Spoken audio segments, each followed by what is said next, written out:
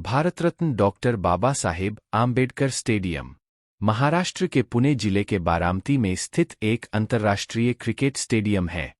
Stadium का मैदान 70 metre है और यह मुंबई के वानखेड़े स्टेडियम से बड़ा है।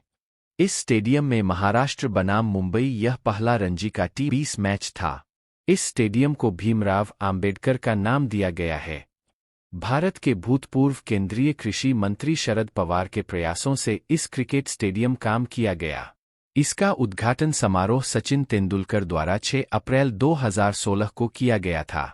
उद्घाटन समारोह के अवसर पर शरद पवार और सचिन तेंदुलकर के अलावा रोहित शर्मा, अजिंक्य रहाणे, वसीम जाफर, अमोल मजूमदार, अजित आगरकर यह खिलाड़ी एवं सुप्रिया सुले अजीत पवार नेता भी उपस्थित थे। जय भीम साथियों, आज हम बताएंगे बाबा साहेब आम्बेडकर स्टेडियम के उद्घाटन समारोह के अवसर पर आए थे सचिन तेंदुलकर और आने के बाद बाबा साहब जी के बारे में क्या बोले सचिन तेंदुलकर, जिसे सुनकर मनुवादियों के उड़े होश। आपको बताने से पहले मेरे इस चैनल पर आप नए हैं तो इस मेरे भीम आर्मी वाला यूट्यूब चैनल को सब्सक्राइब कर लीजिए और लाइक कमेंट भी कर दीजिए और दोस्तों के पास भी शेयर कर दीजिए ताकि उसे भी इसके बारे में जानकारी मिल सके। चलिए वीडियो शुरू करते हैं। बाबा साहब अम्बेडकर पर सचिन तेंदुलकर ने कहे कि इतिहास और संस्कृति की समृद्धि का प्रदर्शन करना हम भारतीयों के लिए हमेशा गर्व की बात है। हमारा इतिहास कई नायकों की कहानियां और हमारे देश में उनके योगदान को बताता है। ऐसे ही एक नायक है डॉक्टर भीमराव अम्बेडकर। हम सभी उन्हें भारतीय संविधान के जनक के रूप में जानते हैं। डॉक्टर भीमराव अम्बेडकर एक महान व्यक्तित्व थे। वह भारतीय इतिहास के सबसे प्रभावशाली व्यक्तित्व में से एक थे।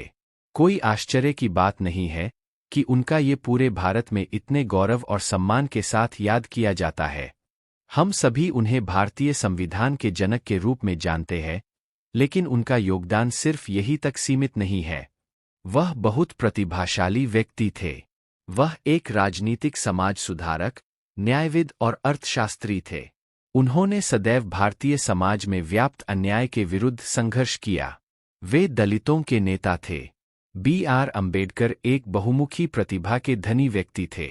वह एक राजनेता, एक वकील, एक अर्थशास्त्री और एक समाज सुधारक सब कुछ में एक थे। बाबा साहेब अम्बेडकर दलित बौद्ध आंदोलन के पीछे भी एक प्रमुख शक्ति थे। इसके अलावा यह व्यक्ति उस समय भारतीय समाज में मौजूद असंख्य असमानताओं का मुकाबला करने के लिए प्रतिबद्ध था। बाबा साहेब अम्बेडकर ने अन्याय के खिलाफ अपने संघर्ष के तहत अछूतों की ओर से एक अभियान चलाया। भारत की आज़ादी के बाद वह देश के पहले कानून एवं न्याय मंत्री बने।